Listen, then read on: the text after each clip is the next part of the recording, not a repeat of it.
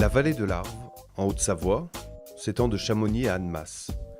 Sa proximité avec la Suisse lui confère dès le début du XVIIIe siècle un savoir-faire dans la fabrication de petites pièces d'horlogerie. Au fil du temps, cette industrie va évoluer et se tourner vers le décolletage et la mécatronique, destinés majoritairement au secteur automobile.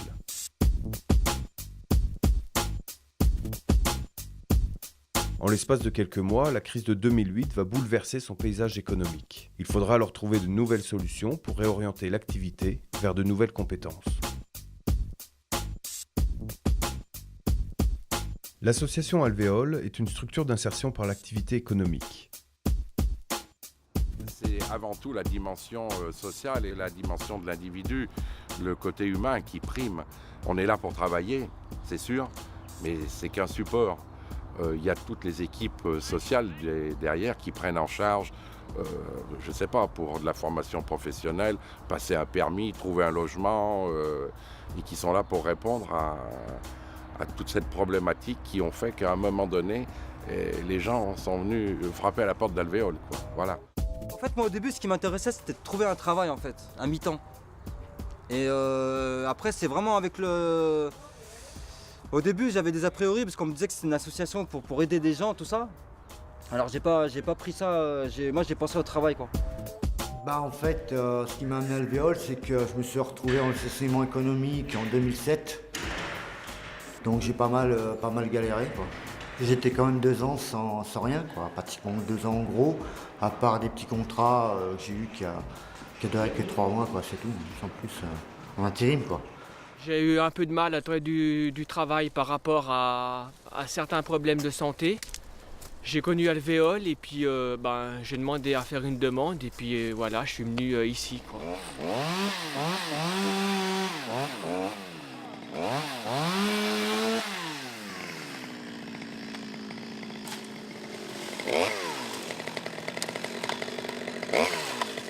Bon, c'est vrai qu'au début, j'hésitais un peu parce que j'avais un peu du mal à reprendre une vie un peu normale. Et puis petit à petit, je me suis lancé et puis voilà, quoi, je suis parti plutôt pour Alvéole, quoi. C'est bon ? Alors d'aujourd'hui, moi on me dit que décolletage, je sais pas trop en décolletage, mais au niveau côté industrie, c'est vraiment une crise niveau usine, ski usine, quoi, en général, hein. Donc voilà, quoi. Donc je suis obligé de reprendre mon premier métier de base que j'ai appris depuis tout gamin, on va dire, peintre en bâtiment artisan.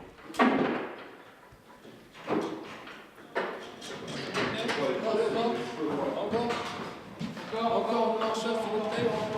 Merci, c'est gentil. C'est bon ? Beaucoup de gens arrivent ici, hein, ils en ont déjà la pleine tête, quoi, leurs soucis, quoi. Ils portent des valises qui sont trop lourdes. Le fait d'avoir une activité comme ça, on est en pleine nature, ça change, je parle de mon métier parce qu'on est dans la nature, mais ça peut être n'importe quoi d'autre, ça peut être le bâtiment, ça peut être la GUP aussi, c'est pareil. Ils en profitent pendant 1 heure, 2 heures, 3 heures pour poser leurs valises, ils voient autre chose. Ils participent socialement à la vie économique, quoi. C'est le but de l'insertion, quoi, voilà. Sans oublier quand même les problèmes qui les ont amenés à Alvéole. C'est une brutalité. Ah ça c'est sûr. On a quand même affaire de l'humain, on a des personnes qui sont en poste, il y a des personnes sur lesquelles on s'était déjà engagé pour poursuivre une deuxième période, voire une troisième période.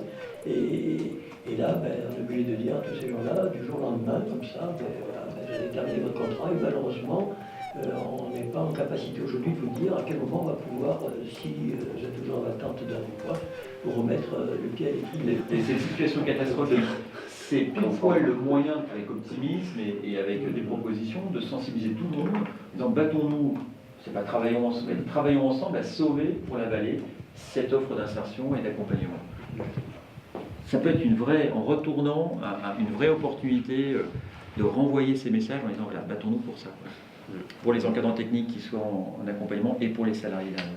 Effectivement, ça peut être le point de départ d'une solution durable pour nous. C'est pas plus mal qu'il y ait cette épreuve finalement. Voilà. Je pense qu'il faut la retourner dans ce sens-là. Il faut s'en servir pour construire quelque chose après. Mais c'est après, une fois que je me suis retrouvé ici, que j'ai vu qu'il y avait vraiment des gens derrière. Il y avait des appuis quoi, pour aider, pour l'avenir, etc. Et c'est là que j'ai vu qu'Alvéole, c'était. Que j'ai connu sur le tas en fait. On va dire que j'ai appris moi-même sur le tas. En 2009, quand on s'est retrouvé dans ce vieux bâtiment qui était une ruine, en gros, une friche industrielle, on s'est dit on ne peut pas continuer à insérer des personnes dans le monde du travail dans des conditions comme ça. Donc il fallait réhabiliter. Réhabiliter ce bâtiment, on a regardé rapidement l'investissement, toiture, chauffage, isolation. Donc petite étude, devis, on s'est vite rendu compte que tout ça, même sans aller trop loin, on arrivait au prix du neuf.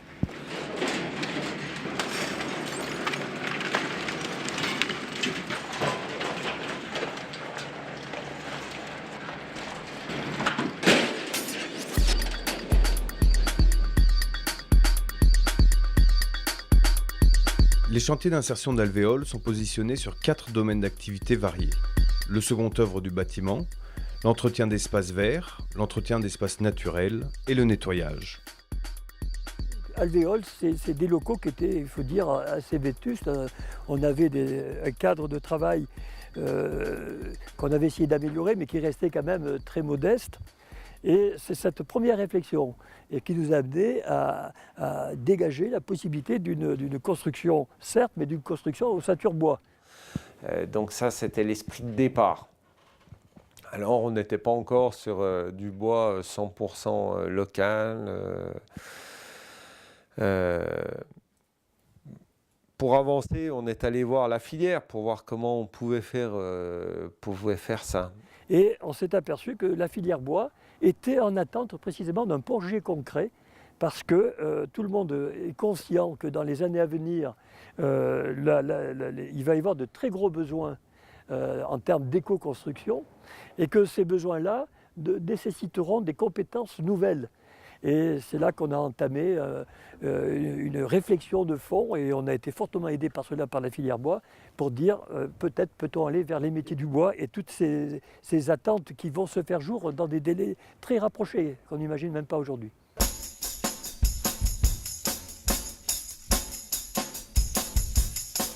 On a un partenariat étroit depuis pratiquement 2008, depuis le deuxième semestre 2008, qui consistait à réfléchir d'un commun accord sur l'opportunité de ce projet à 2 niveaux. Un, son fondement, tout ce qui a trait à la réinsertion, à l'emploi, à savoir qu'une filière comme la nôtre ne pouvait pas être insensible au fait que nous manquons encore de main-d'œuvre qualifiée à tous les niveaux et que le fait de réinsérer à partir d'une main-d'œuvre disponible mais sur d'autres métiers ou d'autres technologies comme l'acier par exemple, était certainement une bonne piste et nous avons donc suivi dès le début sur ce sujet. Le deuxième sujet, c'était de construire un lieu de vie, un espace de travail dans lequel, à l'image de la formation qui allait être dispensée au travers du bois, le bâtiment soit en bois. Faire un bâtiment à usage pédagogique, si c'est pour le faire avec du bois russe ou suédois, en Haute-Savoie, bon, c'est pas la peine que j'aille plus loin.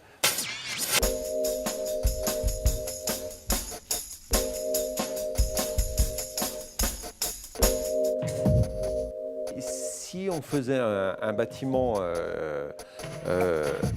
en bois local, c'était pas simplement pour faire de l'expérimental ou pour se faire plaisir. Faire un bâtiment en bois local pour que ce soit le seul, ça n'a aucun intérêt. Ça n'avait aucun intérêt pour nous. D'où l'idée de faire une plateforme de la filière pour pouvoir essaimer, faire des petits demain sur tout le territoire et pouvoir prouver qu'on peut faire du local et pouvoir développer réellement une filière ou une industrie ou de l'économie et surtout du travail pour la personne du territoire, quoi. Ce qu'on comptait faire, c'était associer toute l'équipe d'Alvéole à la construction du bâtiment sur les 16 lots, le sol, la peinture, la construction, l'ossature bois, la charpente, en faisant un duo entre les chefs d'équipe, les artisans locaux et nos salariés, pour leur faire découvrir les métiers, mais aussi pour les former. Mais ça a été effectivement compliqué à mettre en œuvre, donc on a, au vu des délais, au vu de l'action, on s'est dit... Bon, on ne le fait pas sur cette phase-là. Par contre, on se rattrapera derrière vraiment en faisant en sorte qu'il soit prioritaire pour les formations qui se dérouleront sur la plateforme. Ce que je voulais te montrer, c'est le projet. C'est pas le projet initial, mais c'est un stade des esquisses. Et le bâtiment, depuis, il a été complètement tourné. Là, on entrait par ici, maintenant on entre par là. On n'avait pas d'éco-construction.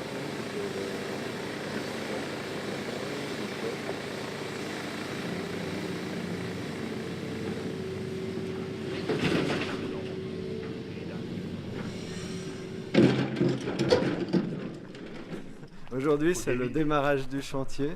Donc on est en train d'enlever tous les enrobés qui étaient en place. Il y a 3-4 mois, on a fait la démolition des Algeco parce qu'on avait 2 bâtiments d'Algeco sur l'emplacement du futur bâtiment.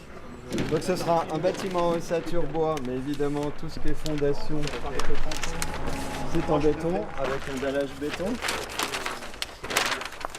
Pour l'instant, c'est un chantier courant, même pour les bâtiments industriels ou n'importe quel bâtiment. Tant qu'on est aux fondations, on a le même type de travail que d'habitude. Donc là, c'est l'entrée du bâtiment. Il y aura deux petits portails. Donc on rentre ici. Comme nous sommes allés voir l'architecte, on voulait construire un bâtiment qui soit simple, qui coûte pas cher, et qui soit également modulable. Il devait de 7h du matin jusqu'à 22h, 23h le soir, 6 jours sur 7, être multifonctionnel, c'est-à-dire à la fois accueillir nos salariés, l'équipe, mais également des lieux ressources pour tout public, toute la vallée, toutes les personnes, le grand public, les personnes qui souhaitent créer une entreprise, mais également les personnes qui veulent venir se former théoriquement avec des salles de conférence, avec des salles de formation théorique, mais aussi des salles de formation technique pour mettre en pratique ces formations et sur un créneau le plus large possible, multifonctionnel.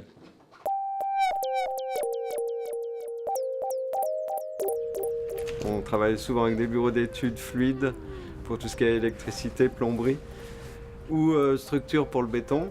Et bois, on a rarement affaire à des bureaux d'études bois qui sont extrêmement précis puis qui cherchent des principes nouveaux à chaque fois.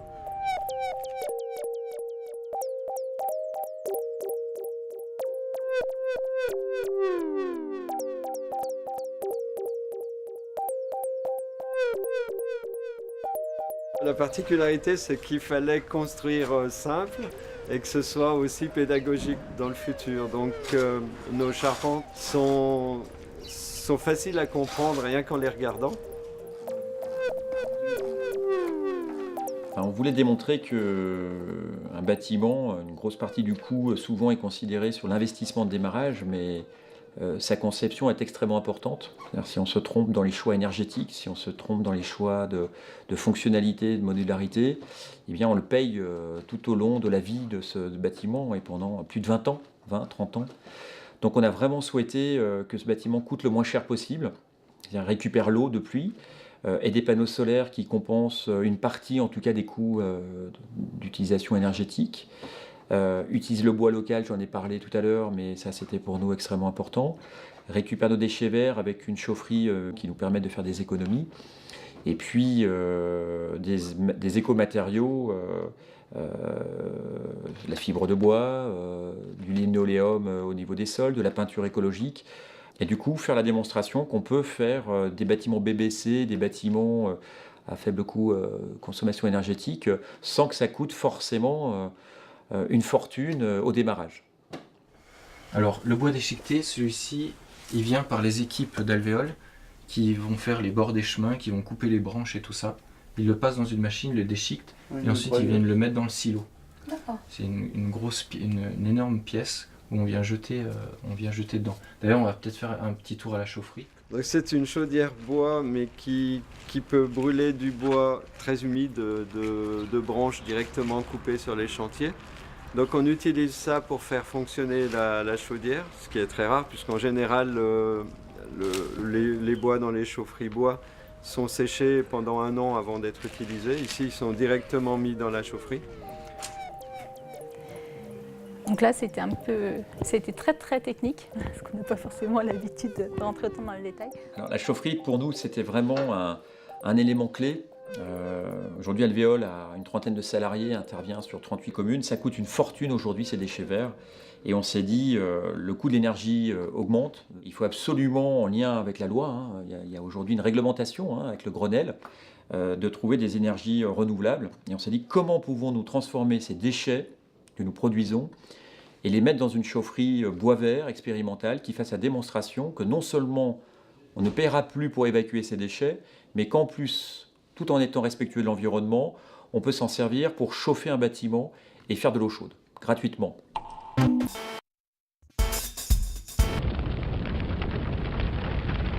C'est comme une chaudière à granules, quoi. C'est exactement comme une chaudière à granules, sauf que la granule, t'es dépendant du fabricant de granules. Ouais. Là, on est dépendant de personne. C'est-à-dire que ça, il y a moins d'1 heure de temps, c'était sur le bord de chemin, et puis la commune nous a demandé de l'enlever parce que justement, ça avait tendance à venir sur le bord de la route. Donc c'est directement recyclé et on fait directement du chauffage. Nous avons fait une étude pour essayer de trouver des partenaires français, donc on n'en a pas trouvé malheureusement, et on s'est rapproché d'une société italienne qui est leader sur le marché de la chaufferie bois, la chaufferie bois vert, et qui nous a aidés dans la mise en œuvre de cette action. Au-delà de sa fonction première, la chaudière représente tout un symbole. Elle révèle la volonté de l'association de participer à la restauration du circuit court, non seulement en termes de production d'énergie, mais sur l'ensemble de la construction d'un bâtiment. Par contre, utiliser des matériaux locaux, on ne s'était jamais trop soucié de la provenance du bois. Et pour Alvéole, on a choisi d'utiliser du bois BQS, donc de provenance locale. Et tous les bois du bâtiment sont locaux, y compris le bardage qui est en mélèze du haut de la vallée. Ça, je ne l'avais jamais fait et c'est quelque chose de nouveau que je compte répéter sur d'autres projets. On n'est que depuis quelques mois dans cette prise de conscience nationale dite des circuits courts. On parle de puits de carbone, on parle de CO2, on parle de tous ces éléments-là, mais finalement sur le plan concret, on n'y est pas toujours. Aujourd'hui, c'est difficile de créer des filières d'approvisionnement parce qu'il y a des filières qui se sont mises en place, qui sont très internationalisées, nationalisées. Donc revenir au local, finalement, c'est pas si simple qu'il n'y paraît. Ça demande de restructurer des filières, ça demande aux acteurs économiques de changer leur mode de fonctionnement. Ça demande aussi de se dire, c'est possible en fait tout simplement de faire du gré à gré, de travailler avec son voisin qui a une activité complémentaire de la sienne. Et aujourd'hui, Alvéole a un rôle là-dessus puisqu'il est exemplaire en la matière sur la plateforme.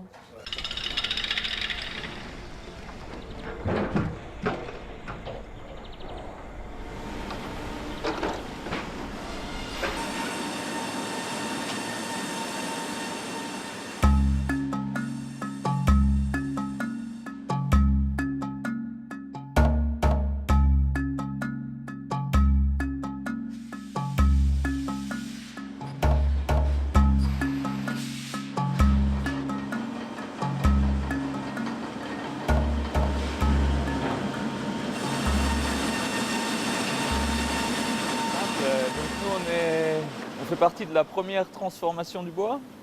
Donc on achète les grumes sur pied ou bord de route.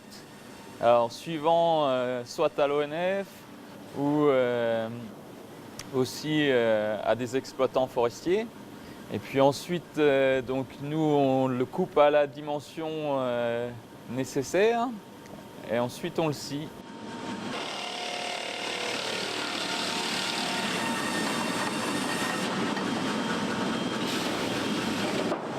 Il faut toujours plus de qualité et puis on a moins de droit aux défauts. Le client il est toujours plus exigeant, quoi.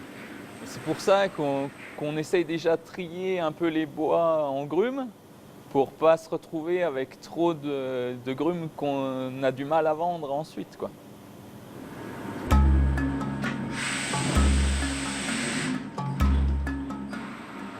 Moi, ça fait 12 ans que je travaille dans la scierie vraiment à temps plein. Et donc, sur ces 12 dernières années, on peut dire qu'on a amené le séchage, un peu de rabotage. Ça, c'est l'évolution principale. Après, à l'avenir, bon, bah, c'est toujours difficile de lire l'avenir. Mais bon, peut-être il faudra faire comme on a fait un peu aujourd'hui, donc faire des pièces spéciales pour les abouter puis les coller. Ça, c'est... Mais bon, c'est pas évident de dire quel sera notre métier même dans 5 ou 10 ans, quoi.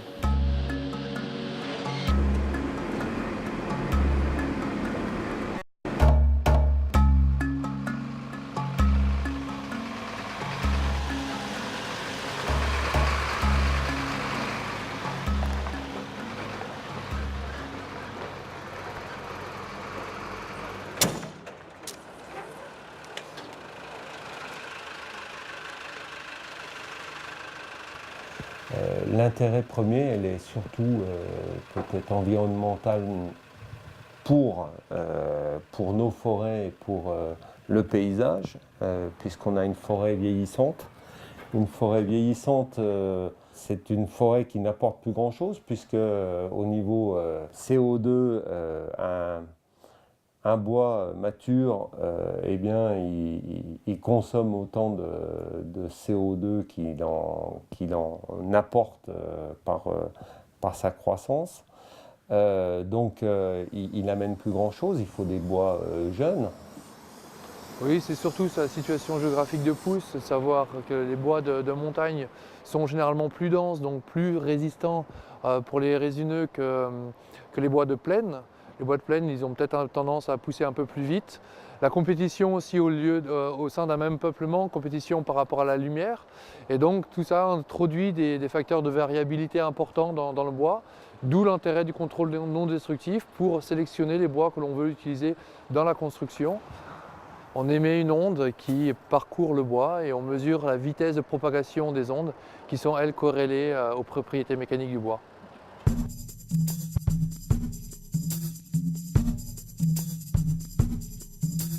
C'est vraiment un outil, ça ne va pas remplacer le charpentier ou le scieur parce qu'ils ont quand même une connaissance que le matériel ne pourra jamais avoir.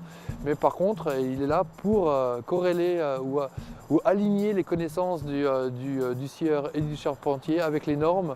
Et je pense que tout le monde a y à gagner parce que ça nous permettra de continuer avec le bois local et éviter des transports souvent incohérents quand on veut utiliser un matériau aussi écologique que le bois.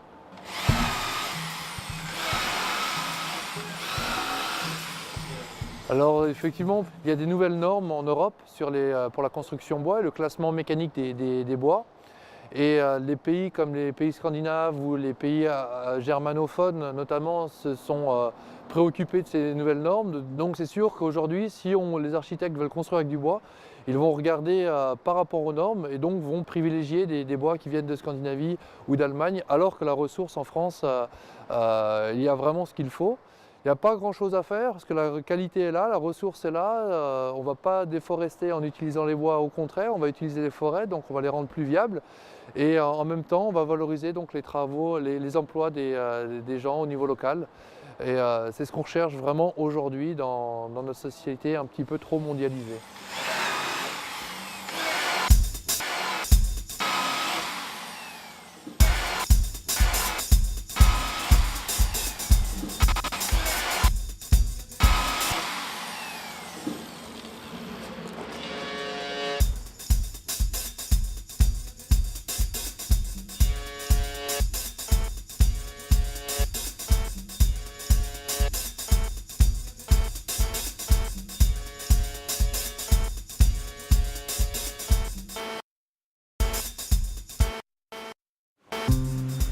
travail des bois qui sont chez nous, puis par rapport à la résistance, c'est important quand même, quoi. Enfin, il est plus léger, c'est celui qui est le plus flexible. Donc par rapport à une région montagneuse comme chez nous, c'est le plus costaud, quoi. Rapport qualité-prix, tout ça, je pense que c'est celui qui va le mieux, quoi. Donc non, là-dessus, c'est un bon bois, puis c'est un bois du pays, donc ça va bien.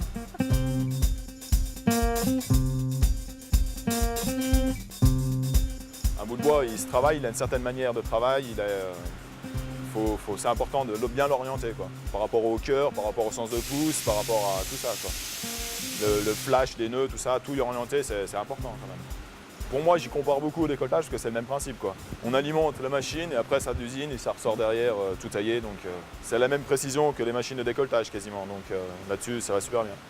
Une fois que la machine est bien réglée, après ça roule, quoi. Après, il n'y a plus qu'à surveiller un peu, contrôler et puis voilà. Pour nous, charpentiers, ouais, ça nous change la vie énormément. Encore un petit chouïa.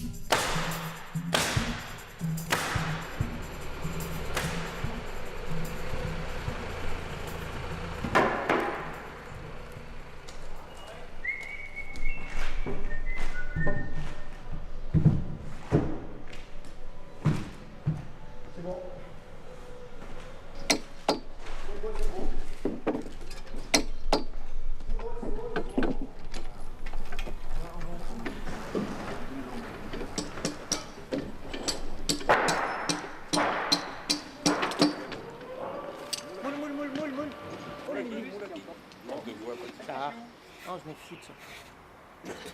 Là. Bouge pas. Attends. Tourne un peu.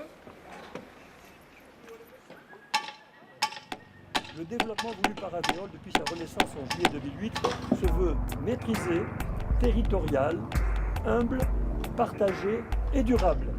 Il a l'ambition de l'innovation positive, celle où l'économique rejoint l'humain, celle qui est capable de rassembler les compétences de la plus modeste à la plus expérimentée, celle qui suscite les réponses les plus adaptées, bref, celle qui naturellement fait qu'une action a du sens. Je vous remercie.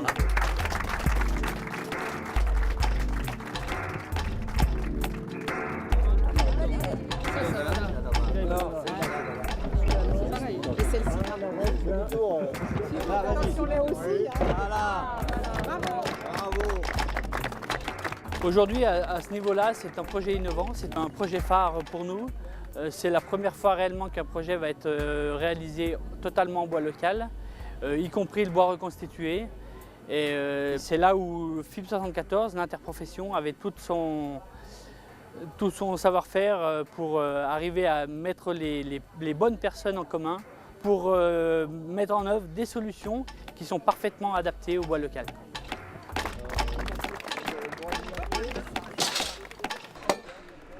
Cette notion d'identification est aujourd'hui une notion importante pour l'Europe parce que même si nous constituons désormais une grande entité, les citoyens européens ont besoin de retrouver une identité plus proche, une identité plus locale. Moi j'y suis, Patrick. Ah ben, il faut toujours mettre 3 cm. Ah bah, Et puis l'axe là, c'est... C'est un mimosa. On y va ? Aujourd'hui, on va dire que le programme européen sur lequel on a postulé est très pertinent. Il est vraiment en phase avec le territoire. On va dire qu'à certains moments du projet, l'association s'est retrouvée un petit peu en otage, sans que ça soit forcément volontaire, entre de très bonnes idées, une fiche action européenne vraiment pointue, et puis une instruction administrative du dossier avec ses contraintes, on le comprend tout à fait, qui dessert peut-être un peu cet objectif d'innovation et qui aurait pu peut-être nous amener un petit peu plus loin si les personnes qui instruisaient le dossier effectivement avaient pu venir vraiment en ancrage territorial avec la filière plutôt que des fois un peu contre, quoi. Voilà. Ou dans la suspicion.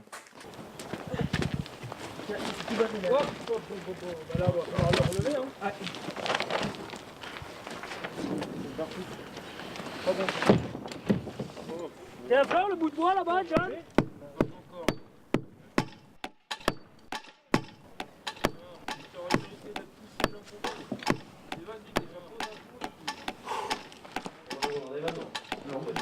Si vous permettez, où est le problème? Puisque si j'ai bien suivi M. Desroches, vous avez trouvé du bois, non pas de l'Arcade-Pas, mais de la vallée de l'Arve. Vous avez trouvé un scieur à 40 km et un transformateur qui est votre premier voisin. Ah, nous, on n'a pas de problème là-dessus. Alors qui est-ce On est les plus heureux quand on a Il faut que lorsque les lots vont arriver, lorsqu'on va recevoir un document, une facture en nous disant le lot de bardage, il est de temps, il faudra qu'on puisse prouver que ce lot de bardage a été réalisé soit par des entreprises quadrisables, soit par des entreprises BQS.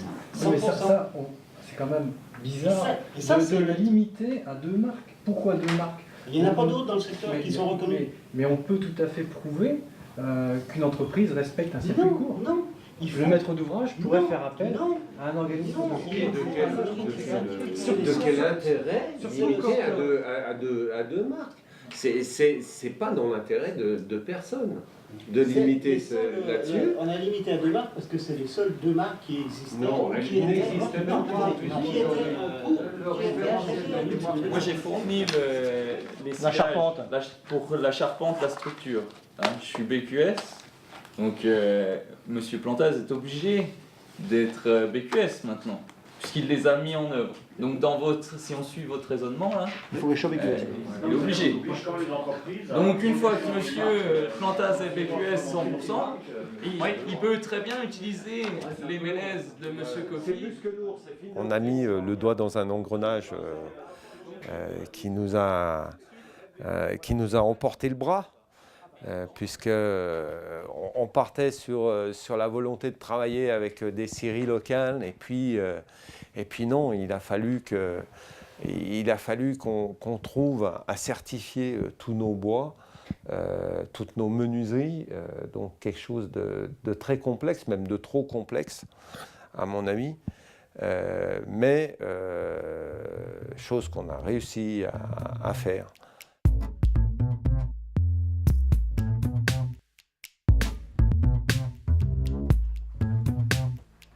Oui, bah ça c'est en fait c'est la particularité d'une expérimentation.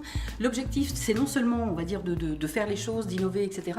Mais c'est aussi de capitaliser pour la suite et de faire en sorte que toutes les difficultés qu'on a rencontrées, on les retrouve pas ailleurs, on les retrouve pas plus tard, mais au contraire elles servent à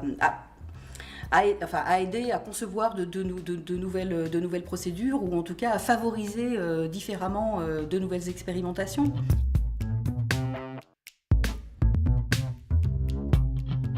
L'objectif, c'est qu'ensemble, l'Europe, les services instructeurs, les porteurs de projets, on puisse travailler ensemble pour que les procédures administratives, pour que le service instructeur puisse aussi prendre en considération la réalité de terrain et le fait que certaines instructions ou certaines procédures sont parfaitement légitimes et tout à fait justifiées, mais pas adaptées à la réalité de ce qu'on peut concevoir ou de ce qu'on peut rendre compte.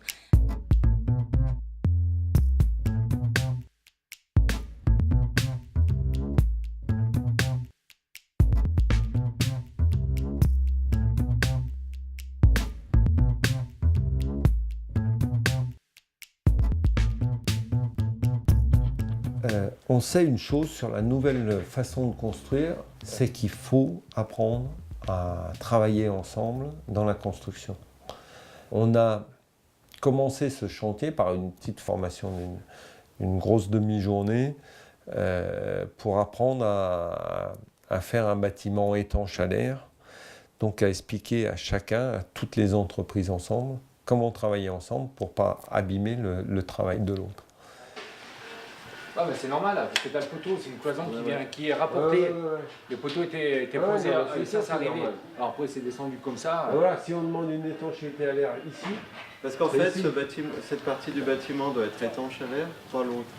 Donc il faut que ce soit les relations au départ entre le concepteur et le client, ça permet, plus on étudie les détails assez finement, avant de commencer un chantier, moins on a de problèmes sur le chantier. Donc finalement, on s'y retrouve en temps dans les deux cas, entre les relations avec les entreprises ou les relations avec le client. Un client qui a bien compris son projet et un architecte qui a bien compris son client, je pense que c'est... Même si on y passe un peu plus de temps au départ, c'est quand même plus intéressant pour la suite.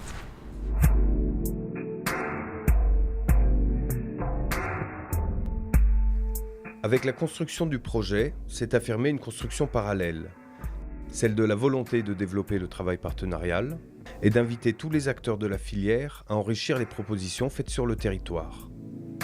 Les échanges, les débats, voire les contradictions, éveillent la curiosité, permettent les remises en question et confirment la volonté d'avancer.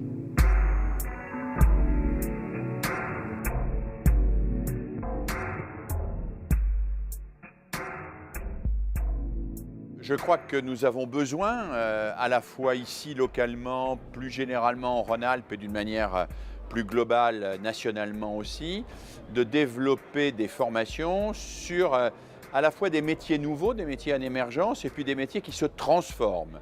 Et que chacun des acteurs de la filière du bois en particulier, mais du bâtiment en général, soit véritablement conscient des enjeux. Sache que construire une maison, ce n'est pas simplement empiler des moellons, c'est aussi construire une certaine vision de l'avenir, c'est aussi permettre un certain équilibre entre l'homme et la nature. Le vivre ensemble dont on parle autant aujourd'hui, eh bien, il a besoin de bâtiments nouveaux et il faut former techniquement, mais culturellement aussi, les personnes à construire ces bâtiments nouveaux.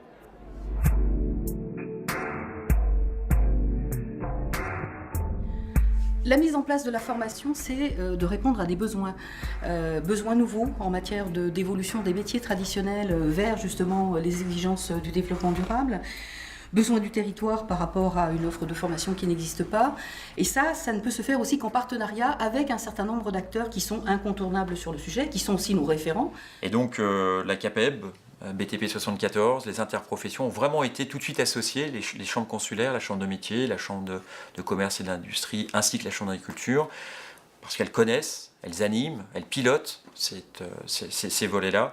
Et donc elles ont été associées dès le démarrage du projet.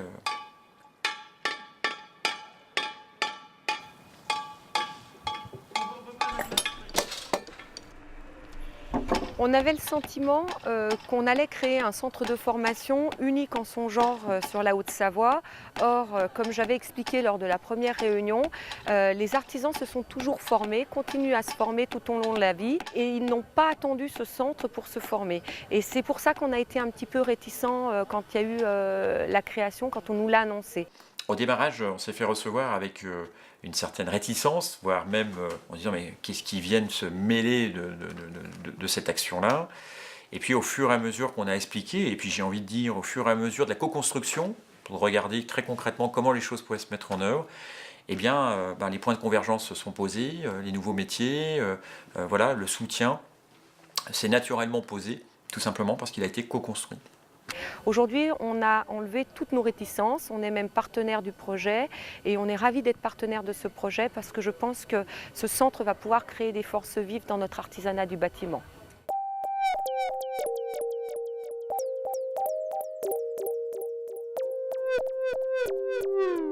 De cette manière, on a pu se rendre compte qu'on avait une frange de la formation qui n'était pas aujourd'hui utilisée et qu'on pourrait justement utiliser dans les locaux d'Alvéole. On parle de tellement de choses, on parle de HQE, haute qualité environnementale, BBC, basse consommation, bâtiment basse consommation. En fait, les néophytes sont perdus dans un langage. Ça permettra d'avoir une source d'information fiable et d'avoir grandeur nature un projet qui a vu le jour. On a trop souvent tendance à penser que c'est la demande qui crée l'emploi.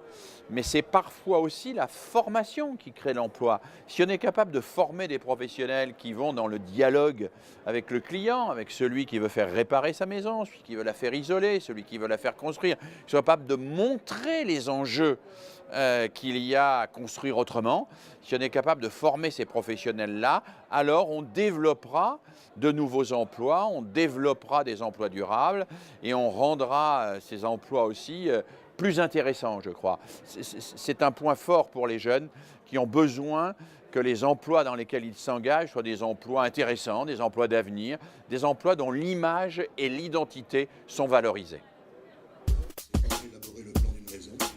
Là, on va essayer peut-être de prendre un petit peu de recul par rapport à la technique. On va chercher à créer une architecture personnalisée, à dessiner juste. Et pour ce faire, on a toute une série de fiches qui expliquent les principes constructifs que l'on va devoir respecter dans la maison. Ensuite, est accompagné ce guide concevoir d'un ensemble de détails qui viennent d'être mis à jour également, pour correspondre à la RT 2012. Ce sont 226 détails qui sont mis sous CD-ROM et qui vont servir ensuite. Tout ce qui est écologique ou ces choses-là, c'est assez récent, donc bon, j'essaye de m'y approcher et puis de m'y intéresser, mais bon, c'est pas ma première voie, ma première direction que j'ai faite dans le bâtiment. Et c'est à travers, je pense, des choses comme ça que ça va éveiller, je pense, la conscience des autres personnes, quoi. C'est une histoire de rencontre. En fait, quand on a rencontré Fibra pour les interroger sur la possibilité de construire notre bâtiment en bois local et en ossature bois, la Fibra nous a parlé d'une formation qui est développée par le Comité national du bois, qui s'appelle Maison Bois Outils Concept, et cette formation n'est développée jusqu'à présent qu'en haut de la France, enfin en Corrèze et puis à Nantes.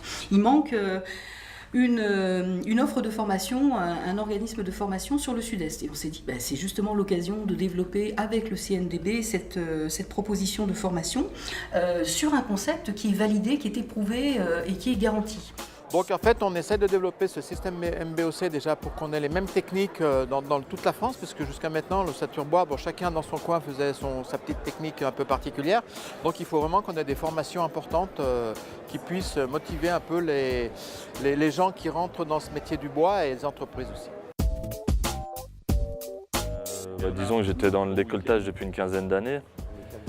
J'ai essayé de chercher des formations par Pôle emploi ou d'autres solutions. J'ai pas vraiment de débouché, quoi.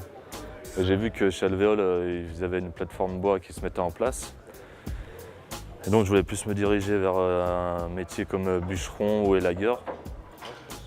Alors je suis venu voir chez Alvéole pour voir s'ils pouvaient me proposer des solutions, des formations ou déjà essayer ce métier, voir si ça me plaît, quoi. Donc j'ai intégré l'équipe Espace Vert depuis 3 mois. Donc la formation, elle s'adresse bien sûr aux salariés des entreprises du territoire et des entreprises de la filière bois. Elle s'adresse aussi aux salariés en reconversion professionnelle, donc ceux qui voudraient changer de secteur d'activité. Elle s'adresse bien sûr aux demandeurs d'emploi qui cherchent un emploi sur le secteur, et elle s'adresse aussi aux salariés d'Alvéole, donc qui sont en insertion sociale et professionnelle chez nous, pour lesquels cette insertion sociale et professionnelle est une transition vers l'emploi justement. L'objectif est donc d'aider ces personnes à retrouver une compétence et une qualification qui soient attendues par les entreprises du territoire. Je pense qu'une association a tout à fait sa place là, tant qu'elle respecte les partenaires, les acteurs, et qu'elle est dans cette volonté de co-construction pour créer de l'emploi, pour créer de la richesse, mais qu'il y ait du sens autour de valeurs qui sont l'homme et le territoire. Il y a pas mal de bonnes choses qui sont mises en place. J'ai discuté avec 2-3 personnes des stands qui sont ici. Ce qui est filière bois, ça peut ouvrir plein de portes à des personnes comme moi qui ont envie de se reconvertir ou de carrément changer de direction.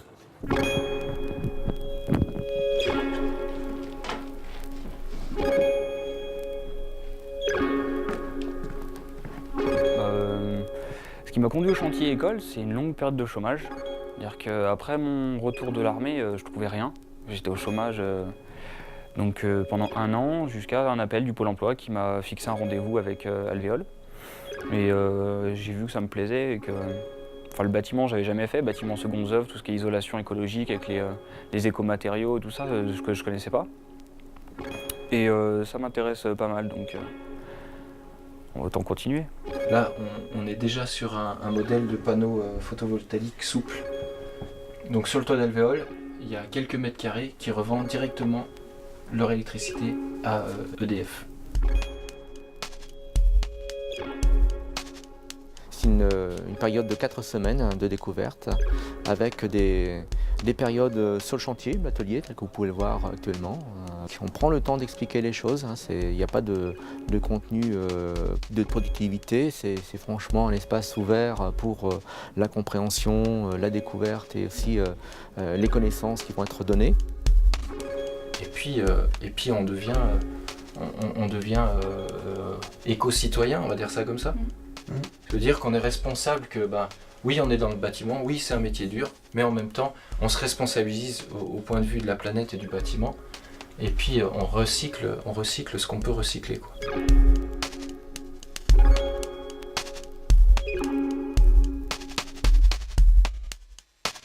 J'avais déjà essayé de faire des mini-stages d'observation par la mission locale avec des peintres et les peintres ils m'ont toujours embarré parce que j'étais une fille. Donc du coup là je me suis dit que c'était peut-être la seule possibilité que j'avais de voir un peu tout ce qui se passait dans le bâtiment sans avoir l'excuse que j'étais une fille en fait.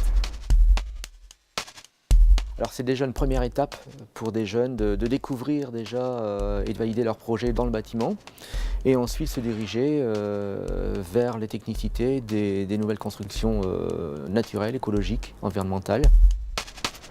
Je me dis que là c'est le moyen justement de voir tout ce qui peut toucher l'écologie et tout ce qui peut permettre de faire des constructions qui s'alimentent elles-mêmes en électricité ou en eau, qui font quelque chose pour la nature.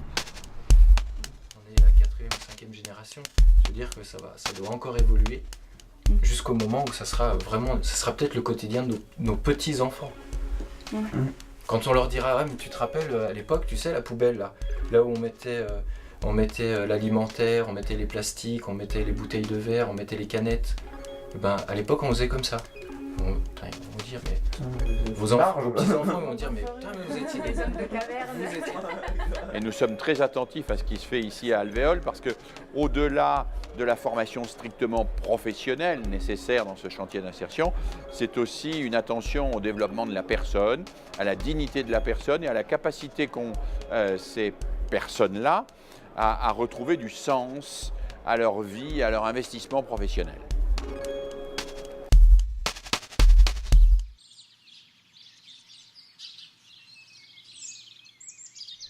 Ce qui m'a séduit chez Alvéole, c'est le côté précurseur de la thématique qui les occupe. Ils ont eu l'intelligence, l'intuition que l'éco-construction, que la valorisation du bois et du bois local faisaient partie des thématiques d'avenir. Et je crois que c'est très très important dans la perspective actuelle où on recherche les emplois, des emplois qui soient non délocalisables et ces emplois verts, qu'ils soient les emplois de l'éco-construction ou de la valorisation des déchets, sont des emplois qui sont non délocalisables.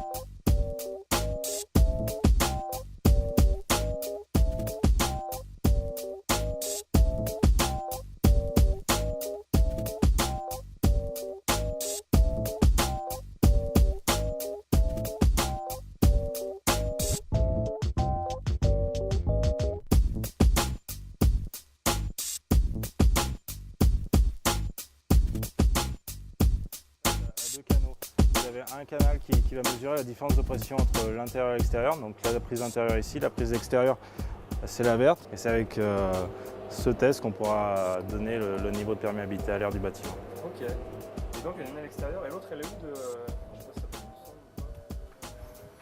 Donc le niveau est excellent, 0,42. Donc l'objectif était de 0,8, il vient de l'annoncer, donc là 0,42. Voilà, donc en dessous du niveau Minergie standard qu'on parlait tout à l'heure. Donc pour Minergie standard c'est 1,50 à obtenir, là il y a 1,26. Donc vous êtes encore au niveau... Ah, tu vois Cédric, 0,42. Voilà. Pas peut mieux faire.